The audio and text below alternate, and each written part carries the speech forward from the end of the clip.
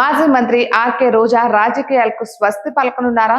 తిరిగి ఎంటర్టైన్మెంట్ రంగంలో అడుగు పెడుతున్నారా? పొలిటికల్ కెరీర్ కు స్వస్తి చెబుతారా? ఇప్పుడు ఏపీ పొలిటికల్ సర్కిల్లో ఇదే చర్చ నడుస్తోంది.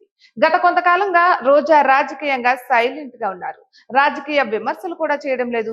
కూటమిపై ఆరోపణలు తగ్గించారు. మరోవైపు రాయలసీమ జిల్లాకు చెందిన ఓ మంత్రి ద్వారా రాజీ చేసుకుంటున్నట్లుగా ప్రచారం సాగుతోంది. ఇంకోవైపు ఆమె బుల్లితెరలోకి రీఎంట్రీ ఇస్తున్నారు. క్రమేపీ ఆమె రాజకీయాలకు దూరం అవుతారని టాక్ అయితే మాత్రం వినిపిస్తోంది. అయితే ప్రస్తుతం వైఎస్ఆర్ కాంగ్రెస్ పార్టీ అధికార ప్రతినిధిగా ఉన్నారు రోజా. కానీ కొద్ది నెలల కిందటి వరకు యాక్టివ్ గా ఉన్న ఆమె ఇప్పుడు ఉన్నబలంగా బుల్లితెరపై కనిపిస్తుండటంతో అందరిలోనూ అనుమానాలు వ్యక్తమవుతున్నాయి. చిత్ర పరిశ్రమలో తనకంటూ ఒక ప్రత్యేక గుర్తింపును సంపాదించారు రోజా. తెలుగుతో పాటు తమిళంలోని ప్రముఖ హీరోలు అందరితోనూ నటించారు. ఆ తర్వాత క్యారెక్టర్ ఆర్టిస్ట్ గా పలు సినిమాల్లో మెరిశారు.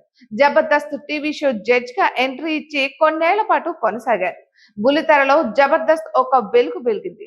సూపర్ హిట్ గా నిలిచింది. అయితే అనూహ్యంగా ఆమె వైఎస్ఆర్ కాంగ్రెస్ ప్రభుత్వంలో మంత్రి అయ్యారు. అప్పటి నుంచి టీవీ షోస్ కి దూరంగా ఉన్నారు. అయితే ఇప్పుడు మరోసారి బుల్లితెరలో కనిపిస్తుండటంతో రాజకీయాలకు దూరం అయ్యారా అన్న ప్రచారం జోరుగా సాగుతోంది.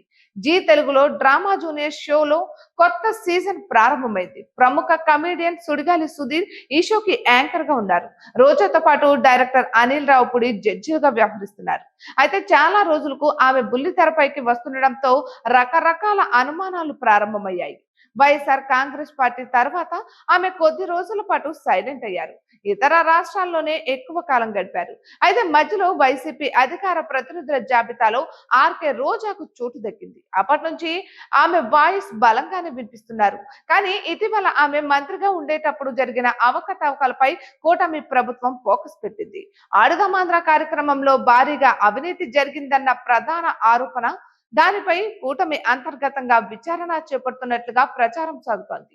ఈ తరుణంలోనే ఆమె సైలెంట్ అయ్యారు. ఒక మంత్రితో పాటు రాజీ ఫార్ములాను అనుసరించినట్లుగా తెలుస్తోంది. ఇక తెలుగుదేశం పార్టీ ద్వారా పొలిటికల్ ఎంట్రీ ఇచ్చారు ఆర్కే రోజా. 2 సార్లు పార్టీ తరపున పోటీ చేశారు.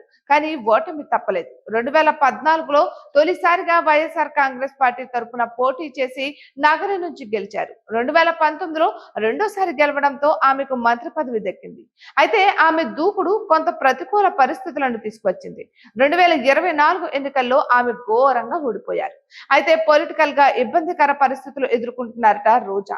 అందుకే మళ్ళీ సినిమాలతో పాటు బుల్లితెర వైపు చూస్తున్నారు. అందులో భాగంగానే కొత్త కార్యక్రమాల్లో రోజా కనిపిస్తున్నారు. క్రమేపీ ఆమె రాజకీయాల నుంచి తప్పుకుంటారని కూడా ప్రచారం సాగుతోంది. చూడాలి మరి ఏం జరుగుతోందో.